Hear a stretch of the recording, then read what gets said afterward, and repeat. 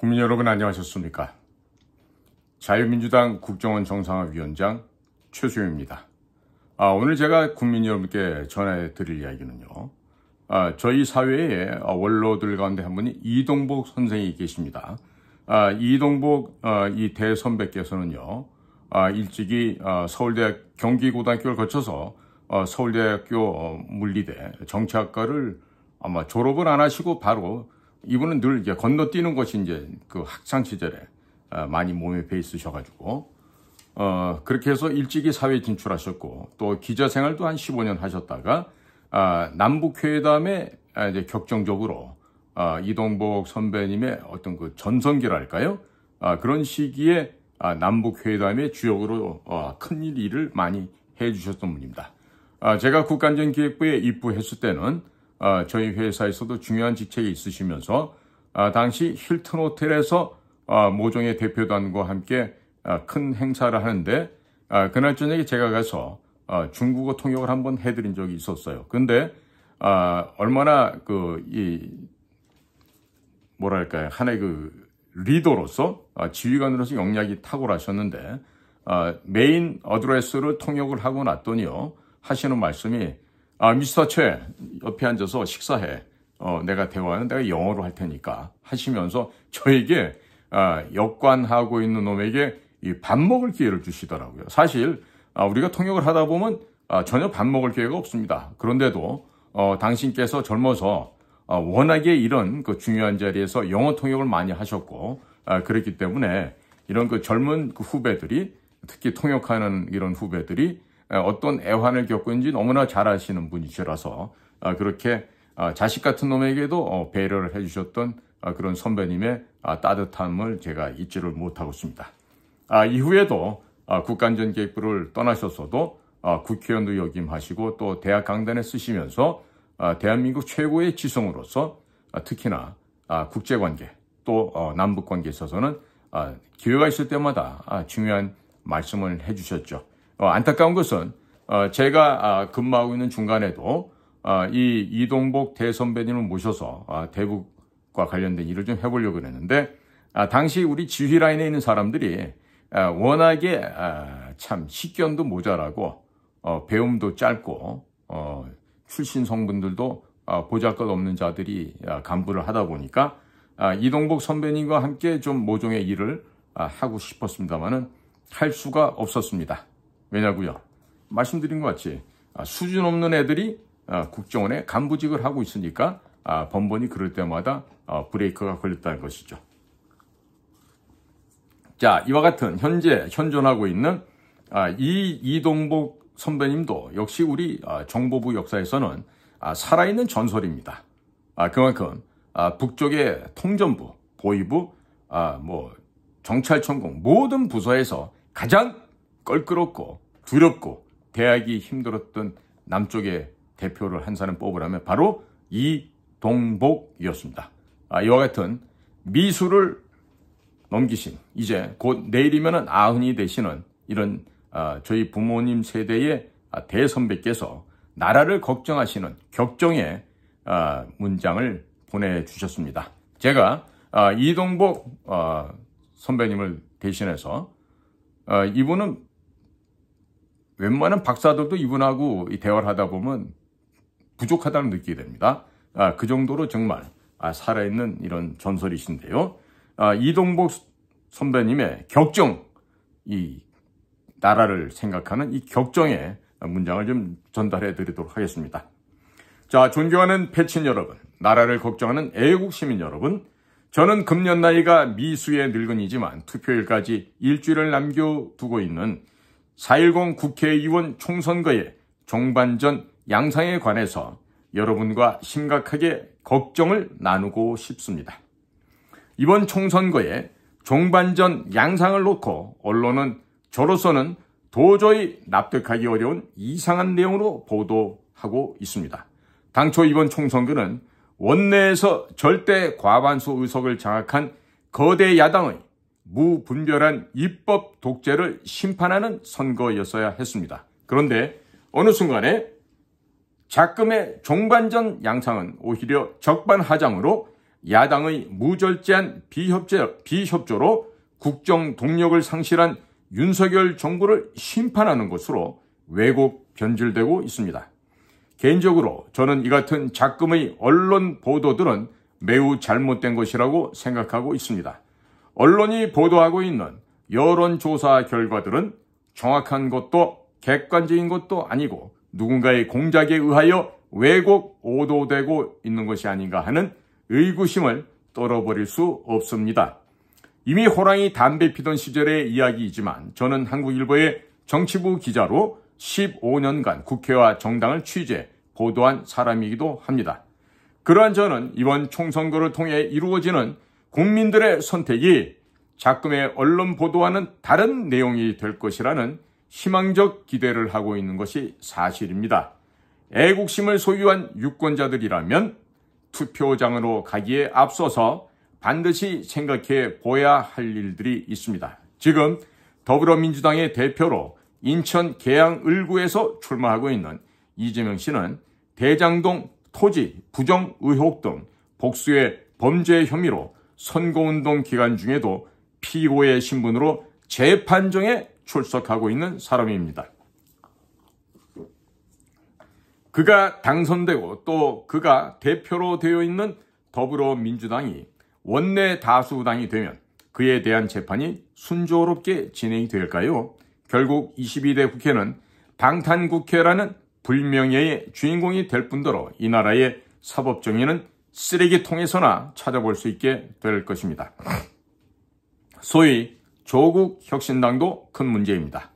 이 당의 대표인 조국 씨는 파렴치 사범으로 1심, 2심에서 모두 유죄 판결을 받고 대법원에 상고 중임에도 불구하고 좌경 성향의 재판부가 법정 구속을 집행하지 않아서 사실상의 기결수가 정당을 만들어 그 대표가 되고 총선거에 출마하는 초현실적인 드라마가 연출되고 있습니다.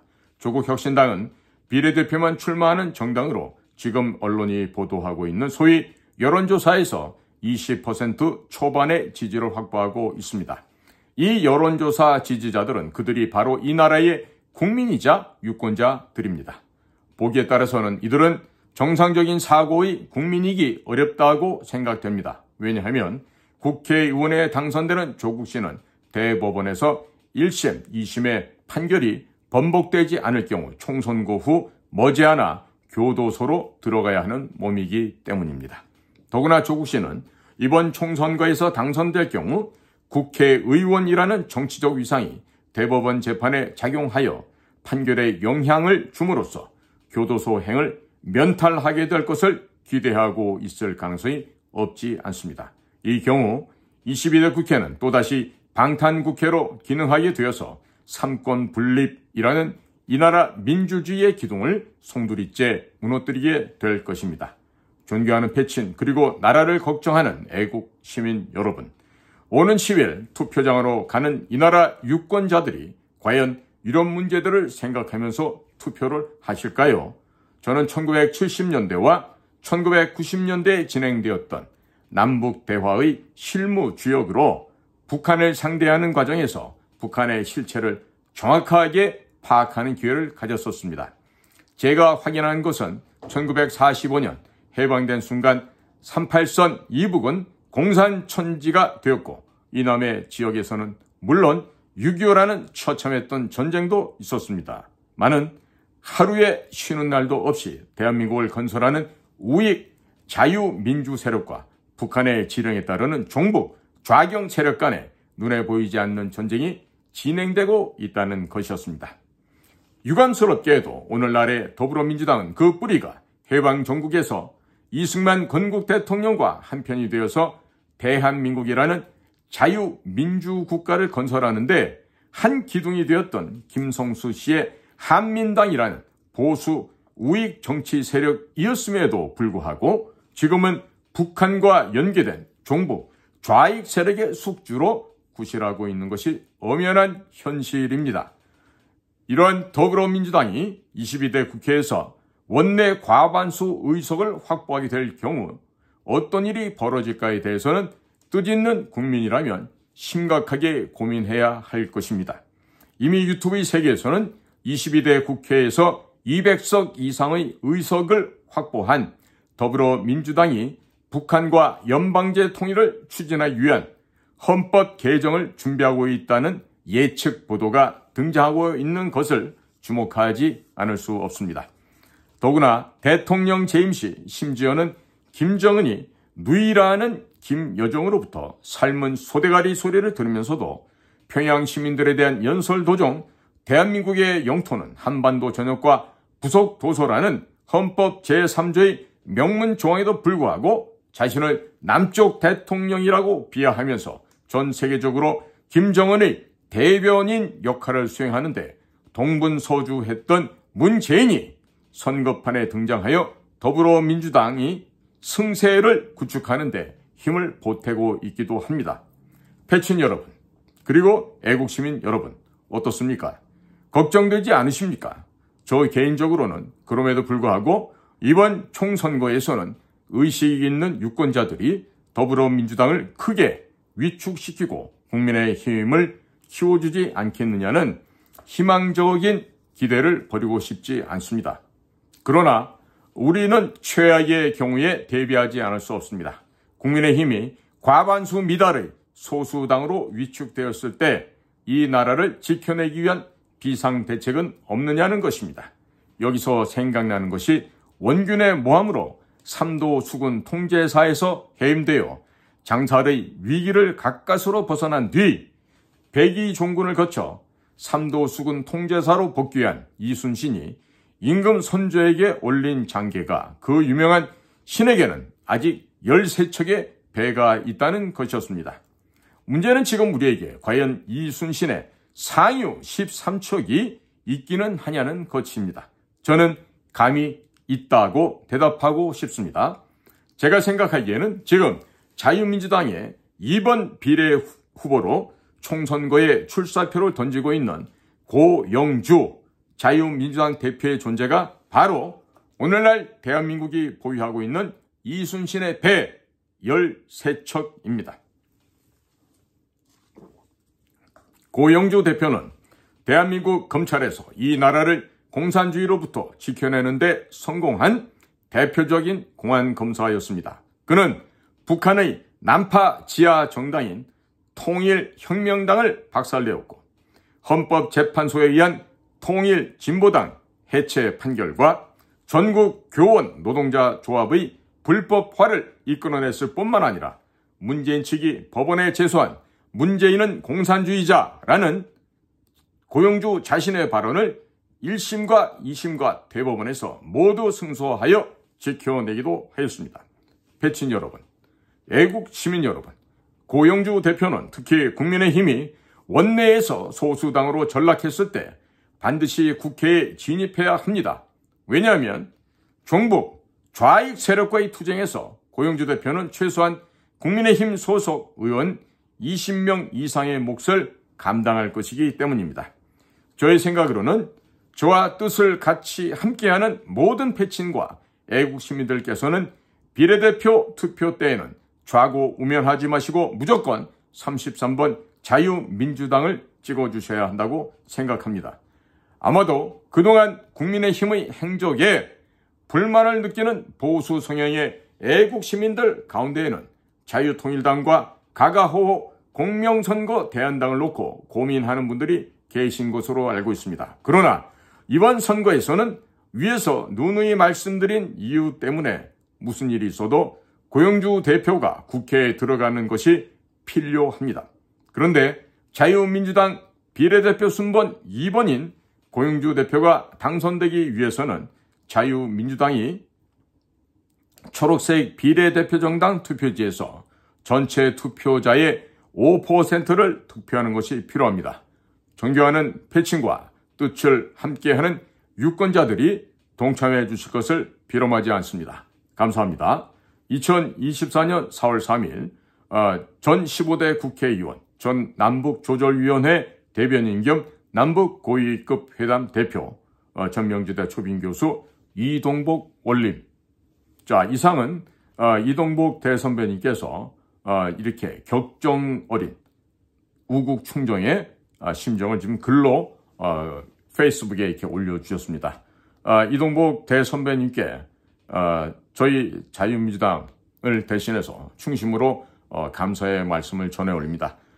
지금 이동복 대선배님께서 걱정하시는 바는 무슨 자유민주당 개인적인 사사로운 감정으로 하시는 말씀이 아니라 이 나라가 지금 백척간두의 위기 상황에 처해 있기 때문에 이 나라를 구하기 위해서는 바로 공산당과 간첩 세력들과 싸워서 이겼던 공안검사 고용주 검사를 국회에 집어넣어달라는 이런 간곡한 당부의 말씀이 있었습니다. 자, 국민 여러분, 기왕이면 5%가 아니라 한 10%까지 자유민주당에게 표를 주시면 어떻겠습니까? 그러면 조금 더 많은 분들이 들어가셔서 더 많은 일들을 해주실 수가 있습니다. 특히 또 우리 비례대표 3번은 김영숙 예비역 대령이신데 이분은 군에서 간호장교 방면에, 즉 군인들의 보건과 위생안전을 위해서 근 30년 일을 하셨던 여성 장교 출신입니다. 자, 이런 군 출신의 여성이 들어가시면 아마 서울법대 출신의 판사 출신의 이런 경망스러운 여성들보다는 좀 더 일을 더 잘하지 않으시겠습니까? 자, 그러니까 국민 여러분, 한번 저희 당에게 기대를 꺾지 마시고 절대로 사표되지 않습니다. 이동복 선배님이 바라시는 대로 우리 패친뿐만 아니라 우리 애국시민 여러분, 주변들에게 알려주셔서 4월 10일 당일 투표하실 때는요, 바로 비례대표는 몇 번? 33번 자유민주당 고영주 대표가 있는 쪽으로 표를 몰아주시기 바랍니다. 자, 오늘도 저희 공작관TV 그레이트게임과 신규 채널인 인도태평양 전략연구원을 경청해 주셔서 대단히 감사를 드립니다. 저는 자유민주당 국정원 정상화위원장 그리고 인도태평양 전략연구원장인 최수용입니다. 감사합니다.